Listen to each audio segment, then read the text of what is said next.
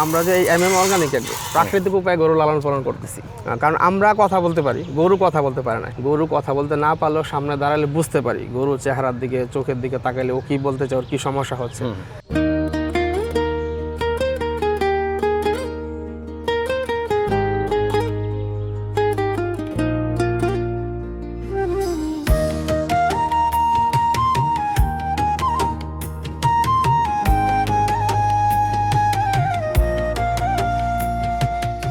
আসসালামু আলাইকুম প্রিয় দর্শক, আবারও নতুন একটি ভিডিওতে আপনাদেরকে স্বাগত।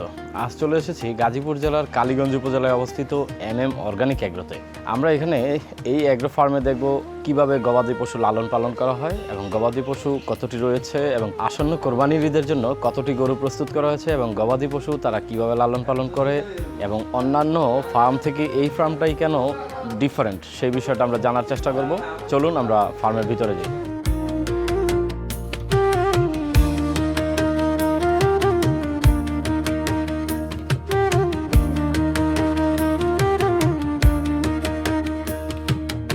আপনি তো এই গরুর খাবার প্রস্তুত করলেন। জি জি। এখানে কি কি খাবার আছে?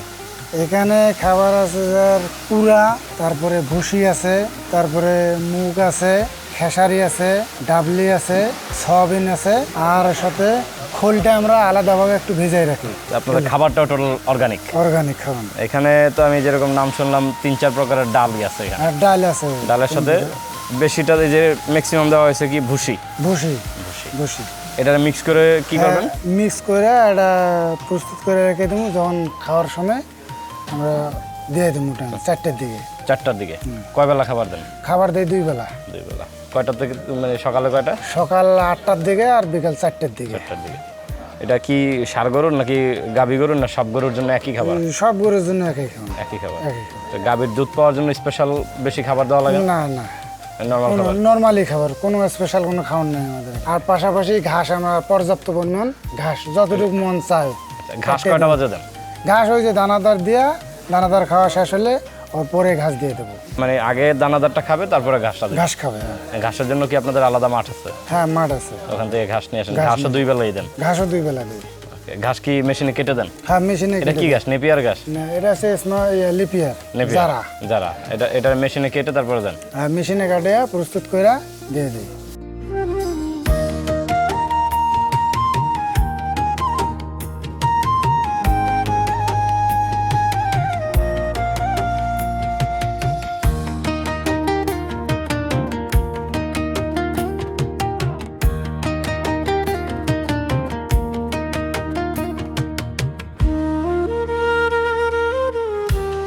দর্শক, অর্গানিক অ্যাগ্রো ফার্মে আমরা এখন কথা বলবো এখানের দায়িত্বপ্রাপ্ত একজন ম্যানেজারের সাথে।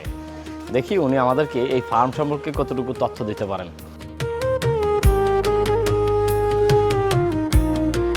এখানে আমি ঘুরে মোটামুটি আপনাদের গরুগুলো দেখলাম, বিশেষ করে এখানে যেই একদম বাহিরে যে প্রাকৃতিকভাবে ছেড়ে রাখছেন, এই বিষয়টা আমার কাছে খুব অন্যান্য ফার্ম থেকে এটা একটু ডিফারেন্ট লাগছে। আপনারা এই ফার্মে মোট কতটি গরু লালন পালন করেন?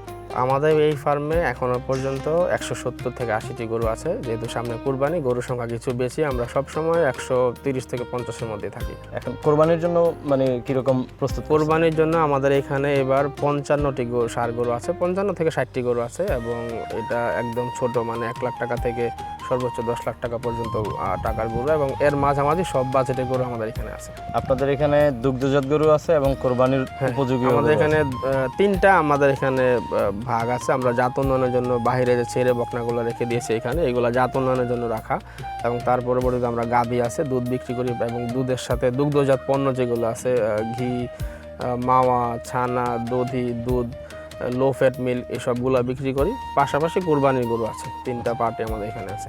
আপনাদের এখানে দুধ প্রতিদিন উৎপাদন হয় কীরকম? আমাদের এখানে প্রতিদিন এখন 180 থেকে 200 লিটার দুধ হয়। আমাদের খামারের অনেক গাভী এখন বাচ্চা দিবে, সেই জন্য আমরা দুধ বন্ধ করে দিয়েছি নেওয়া। সেটা বাচ্চা দিলে আবার প্রোডাকশন বাড়বে। 40টি গাভী আছে, আমরা 20টি গাভী থেকে এখন দুধ নিতেছি। আপনাদের আমি যতটুকু দেখলাম বিভিন্ন প্রজাতির গরু এখানে লালন পালন। আমাদের এখানে গাভীর মধ্যেও ফ্ল্যাগবি গাভী আছে, ফ্রিজিয়ান গাভী আছে, জার্সি গাভী আছে, গির গাভী আছে, শাহিওয়াল গাভী আছে। আমরা সব ভেরিয়েশন রাখার চেষ্টা করছি। বাংলাদেশের ওয়েদারের প্রেক্ষাপটে এবং খাবারের প্রেক্ষাপট অনুযায়ী কোন জাতের গাভীটা পারফেক্ট মনে করেন? আচ্ছা, বাংলাদেশের ফ্রিজিয়ান গাভিটা তো আসলে বাংলাদেশি গাভি না, আমরা আসলে কমার্শিয়াল অ্যাসপেক্টে ফ্রিজিয়ান গাভিটা রাখি, কিন্তু শাহিওয়াল গাভিগুলা মোটামুটি বাংলাদেশের খাবার এবং আবহাওয়ার সাথে একদম খাপ খায় বা সামঞ্জস্যপূর্ণ। এই যে বিভিন্ন প্রজাতির পশু লালন পালন করেন, এক এক প্রজাতির জন্য এক এক প্রকারের লালন পালন ব্যবস্থা নাকি সবগুলো এভারেজ? কিছু কিছু বেসিক নিয়ম সবগুলা ক্ষেত্রে একই, খাবার দেওয়ার সময়, গোসল করানোর সময় এগুলা একই রকম থাকে। তারপরেও পরিচর্যার ক্ষেত্রে কিছু কম বেশি আসে, যেমন ফ্রিজিয়ান গাভিগুলোর ক্ষেত্রে একটু কমফোর্ট জোন বেশি দরকার হয়, গরমের সময় একটু ফ্যান আলাদা করে দরকার হয় অথবা ফগিং সিস্টেম দরকার হয়। দেশি বা শাহিওয়াল গাভির ক্ষেত্রে ওইরকম দরকার হয় না, বেসিক খাবার দাবার পরিচর্যা একই রকম, কিন্তু আলাদা আলাদা জাত বেছে অবশ্যই আলাদা আলাদা কিছু নিয়ম কানুন আছে সবগুলোর ক্ষেত্রে।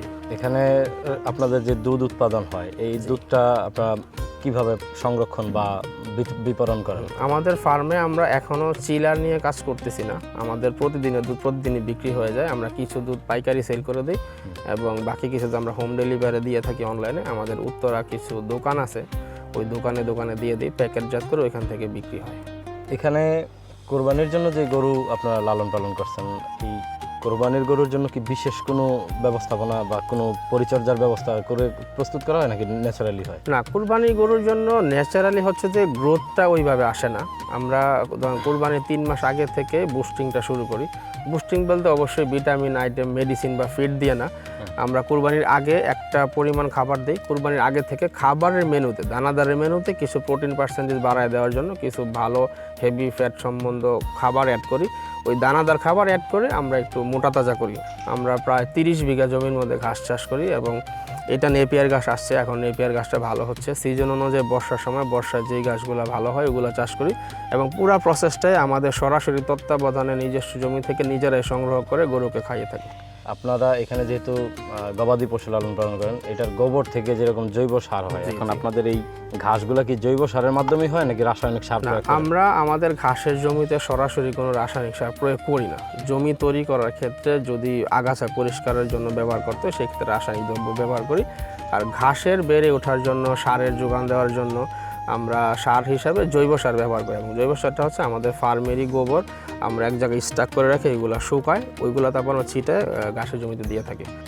এমনি কি বায়োগ্যাসের কোনো আছে আপনাদের বা পরিকল্পনা? আমাদের এখানে আপাতত বায়োগ্যাসের কোনো প্লান্ট নেই, তবে আমরা প্রজেক্ট বড় করার চিন্তা ভাবনা করতেছি। আমরা অবশ্যই বায়োগ্যাসের একটা প্ল্যান ফিউচারে করবো এবং আমাদের প্ল্যান আছে যে যেমন একটা ইলেকট্রিসিটির সমস্যা হয়, ফার্মে রান্নাবান্নার কাজে দরকার হয়, ফার্মে মেশিনগুলো চালানোর জন্য বিদ্যুতের দরকার হয়। আমাদের প্ল্যান আছে আমরা আমাদের ফার্মের যে গোবর হয় এটা দিয়ে একটা প্ল্যান করব, এখান থেকে গ্যাস হবে, এখান থেকে ইলেকট্রিসিটির মাধ্যমে আমরা আমাদের ফার্মের আমাদের স্টাফদের রান্নাবান্নার যে গ্যাস এই যোগানটাও দিব, ফার্মে বিদ্যুৎ ব্যবহার করবো, পাশাপাশি মেশিনগুলো যাতে চলে আমরা এই ব্যবহার করব, যাতে আমাদের ফার্মটা দেশের প্রাণী সম্পদ মন্ত্রণালয়ের যে কোনো একটা ভালো কাজে আমরা সহযোগিতা করতে পারি এবং আমরা বলতে পারবো যে এমএম অর্গানিক একটা সিগনেচার রেখেছে, ইলেকট্রিসিটি আমরা এখান থেকে কিছুটা হলে সরকারকে সহযোগিতা করতে পারতেছি। খুব খুব ভালো প্রশংসনীয় একটা বিষয়। আচ্ছা, আরেকটা বিষয়, আপনাদের যে এই প্রাণী সম্পদ মন্ত্রণালয়ের ব্যাপারটা বললেন, এই যে আপনারা এত গবাদি পশু লালন পালন করতেছেন, এই ক্ষেত্রে প্রাণী সম্পদ মন্ত্রণালয় থেকে কোনো ধরনের সহযোগিতা বা পরিচর্যা বা দেখাশোনা বা ওনাদের কোনো চিকিৎসক এসে পরিচর্যা করে? জি, আমরা গাজীপুর কালীগঞ্জ উপজেলা থেকে প্রাণী সম্পদ মন্ত্রণালয় লাইসেন্স নিয়েছি ব্যবসা করার জন্য এবং প্রাণী সম্পদ মন্ত্রণালয় থেকে অনেক সময় অনেক কিছু দিতে চায়, ডাক্তাররাও আসে। তবে আমাদের এমডি স্যারের ভাষ্য হচ্ছে যেহেতু আমরা এখানে আল্লাহ আমাদেরকে সামর্থ্য দিয়েছেন বা আমাদের এমডি স্যারকে সামর্থ্য দিয়েছেন মেডিসিন দিয়ে বা ফার্ম পরিচালনা করার জন্য, স্যার চায় এই সুবিধাটা যেন আশেপাশে প্রান্তিক যে খামারি আছে, আমার যদি 10টা ভ্যাকসিন দেওয়ার কথা থাকতো, আমার একটা মেশিন দেওয়ার কথা থাকতো, এইটুকু সুবিধা স্যার চায় অন্য খামারদেরকে দেখ যারা কিনা সামর্থ্য নাই কিন্তু গরু পালতে চায়। স্যারের একটা ফ্যাসিনেশন আছে গরু পালার প্রতি, স্যার চায় এই সুবিধাটা স্যার সরাসরি দিতে না পারলেও আমাদের যেটা বাজেট ছিল এটা যেন অন্য খামারদেরকে দেওয়া হয়। আমি আপনাদের ফার্মে ঘুরে দেখলাম, আরেকটু ঘুরে দেখবো। আপনাদের যেই দুধের গরুগুলা, জি, এইগুলার দেখলাম ভিতরে একটা সাইডে রাখছেন, বিশেষ করে ব্যাক সাইডটা যেটা, জি, এটা কি তাদের আলো টালো বেশি পাওয়ার জন্য নাকি বিষয়টা এমনি আপনার সেপারেট করার জন্য? এইটা পাশে রাখা শুধু সেপারেট করার জন্য না, এই পিছন থেকে মাঠটা খুব কিন্তু কাছে। জি, আমরা প্রতিদিন দুধ দোহানো শেষ হয়ে গেলে এই গরুগুলো আগে মাঠে ছেড়ে দিই। এই গরুগুলো এখানে ব্যায়াম করে, ব্যায়াম করার ফলে এর হিটে আসে তাড়াতাড়ি, প্রোডাকশন ভালো হয়, সুস্থ থাকে, এই জন্যই পাশে রাখা এবং দিনের একটা নির্দিষ্ট সময় রোদ পায়, ভিটামিন ডি খুব প্রয়োজন। সরাসরি বাইরে না আনতে পারলেও ভিটামিন ডি সরাসরি আমরা দিতে পারতেছি, এই জন্যই পাশে রাখা। আরেকটা বিষয় হচ্ছে আপনার গরু আপনার শেডের নিচে আছে কিছু, জি, আর কিছু আছে মাঠে, বাইরে ছাড়া। এটার বৈশিষ্ট্যটা কি? এটা আমরা করতেছি ধরো গরু যেন আমরা যে MM অর্গানিক এগ্রো প্রাকৃতিক উপায়ে গরু লালন পালন করতেছি, এই গরু থেকে যেই বাচ্চাটা হবে সেটা যদি এই বকনাগুলো আমরা হিটে আসবে, হিটে আসলে পরবর্তী সার অথবা গাভী হবে। আবার যদি সার হয় এটা যেন প্রাকৃতিক পরিবেশটা আগে থেকে পায়া বড় হয়, এই জন্য আমরা বাইরে রাখতেছি। যদি বকনা হয়, গাভী হয়, এই গাভীটা যেন শুরু থেকে বাহিরের পরিবেশটা পেয়ে অভ্যস্ত হয়। সেই ক্ষেত্রে এটা জেনারেশন যেটা বিল্ড আপ হবে এটা অবশ্যই প্রকৃতির সাথে একটা লিয়াজু থাকবে। হঠাৎ করে বাহিরে আসলে গরুটা অসুস্থ হবে না, বা গরুটা ঠিক সময়ে তার পুরো লাইফ সাইকেলটা পরিচালনা করতে পারবে, বাংলাদেশের আবহাওয়ার সাথে খাপ খাইয়ে সেটা বড় হবে। এই জন্য আমরা আগে থেকেই বকনাগুলোকে বাহিরে রেখে ওই পরিবেশটা দিয়ে আগে নিয়ে যাচ্ছি, যেহেতু আমাদের প্রোগ্রাম আছে জাত উন্নয়ন করার। চমৎকার। আপনাদের যে বিষয়টা গরু চেক আপের বিষয়টা সপ্তাহে বা মাসে কিভাবে করেন? আমাদের এখানে আসলে আমরা প্রত্যেকটা গরুরই আসলে প্রতিদিন একটা নির্দিষ্ট সময় চেক আপের দরকার হয়। যেমন মানুষ যেমন প্রতিবেলা একরকম খাইতে পারে না, একটু অসুস্থ হয়, অবসাদ বোধ হয়, গরুর ক্ষেত্রে এটা হয়। কারণ আমরা কথা বলতে পারি, গরু কথা বলতে পারে না। সেই জন্য আল্লাহ তাআলা আমাদের ব্রেনে ওই রকম মেধা শক্তি আমাদেরকে দিয়েছে। আমরা গরু কথা বলতে না পারলেও সামনে দাঁড়ালে বুঝতে পারি, গরু চেহারার দিকে, চোখের দিকে তাকালে ও কী বলতে চায়, ওর কী সমস্যা হচ্ছে। এই জন্য আমরা প্রতিদিন 24/7 আমাদের ফার্মে DVM ডাক্তারের তত্ত্বাবধানে ফার্মটা পরিচালনা হয়। সাথে সাথে আমরা একজন ভেটেরিনারি অ্যাসিস্ট্যান্ট রেখেছি, যাতে উনি সার্বক্ষণিক গরু তদারকি করতে পারে চিকিৎসা বিষয়টা। এই জন্য আমরা সবসময় একজন লোক গরু সার্বক্ষণিক তদারকিতে থাকে সুস্থ অসুস্থতার বিষয়গুলো নির্ণয় করার জন্য। আসন্ন কোরবানি উপলক্ষে যে গরু আপনারা করছেন, এই গরু কেউ যদি সংগ্রহ করতে চায় সেক্ষেত্রে আপনাদের সাথে কীভাবে যোগাযোগ করছে? আচ্ছা, আমাদের এখান থেকে আমরা অনলাইন এবং অফলাইন দুই ক্ষেত্রে বিক্রির ব্যবস্থা রেখেছি। এখন আসলে অনেক এলিট কাস্টমার আছে বা অনেকে চাকরি নিয়ে বিজনেস নিয়ে ব্যস্ত, ফার্মে আসতে পারে না, ওনাদের জন্য আমরা ভিডিও কলে গরু দেখিয়ে বুকিং দেওয়ার ব্যবস্থা রেখেছি। আমরা হোম ডেলিভারি দিয়ে দিব, এবং যারা ফার্মে আসতে পারে অবশ্যই আসলে আমরা এখান থেকে দেখে পছন্দ করতে পারবে, এবং দেখলে এখনই নিতে হবে না। এখন যেই প্রাইসটা বা যেই মূল্যটা ঠিক হবে এইটা ওনার বাসায় পৌঁছায় দেওয়ার পূর্ব পর্যন্ত এই দামের মধ্যে আমাদের তত্ত্বাবধানেই থাকবে। আমরা প্রতি মাসে গরু ওজন দেই আমাদের খাবার দাবারের পরিমাপের জন্য, চিকিৎসার জন্য, কিন্তু গরু আমরা ওজন দিয়ে বিক্রি করি না। তবে কোনো গ্রাহক যদি চায় সে গরুর ওজন কতটুকু আছে এটা দেখে সে ধারণা নিতে পারবে, দামাদামি করে আমরা গরু বিক্রি করে থাকি। আচ্ছা, মানে আপনারা জাস্ট হচ্ছে ওই শরিয়ার হ্যাঁ, আমরা চেষ্টা করি বাজারের মতো দামাদামি করে গরু বিক্রি করব। তবে কেউ চাইলে ওজন দেখতে পারবে, সন্তুষ্টির জন্য, সন্তুষ্টির জন্য মাপা, কিন্তু দাম ঠিক আমাদের ঠিকা হিসাবে দামাদামি করে হাট থেকে যে চিরাচরিত ট্রেডিশনাল নিয়ম আমরা ওইভাবে গরু বিক্রি করি। আমি আপনাদের একটু দুধ সংগ্রহ বা দুধের যে গাভীগুলো এগুলো একটু প্রসেস চলেন দেখি, একটু ওদিকে আসি। জি,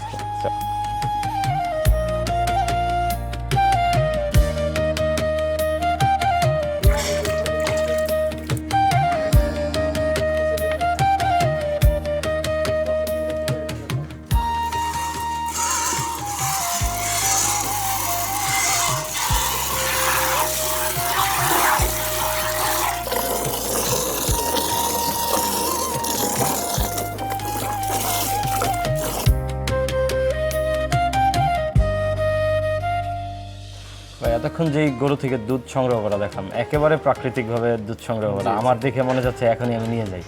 আমার ভিডিও দেখে কোনো দর্শক যদি আপনার এখান থেকে দুধ সংগ্রহ করতে চায় সেই ক্ষেত্রে প্রসেস কি? আচ্ছা, আমরা এমনিতে পাইকারি বিক্রি করে থাকি, এবং খুচরা উত্তরা এরিয়াতে আমাদের সেল সেন্টারগুলো আছে, এবং আমরা অনলাইনে হোম ডেলিভারি দিই। তার পাশাপাশি যদি কোনো দর্শক ওনার কোনো বাড়ির অনুষ্ঠানের জন্য অথবা যে কোনো সামাজিক অনুষ্ঠানের জন্য দুধ সংগ্রহ করতে চায়, সেই ক্ষেত্রে আমাদের অফিসের নাম্বারে বা ফেসবুকে দেওয়া নাম্বারে ফোন দিয়ে যোগাযোগ করলে আমরা ওনার প্রয়োজন মতো কোয়ান্টিটি হোম ডেলিভারি দিতে পারবো।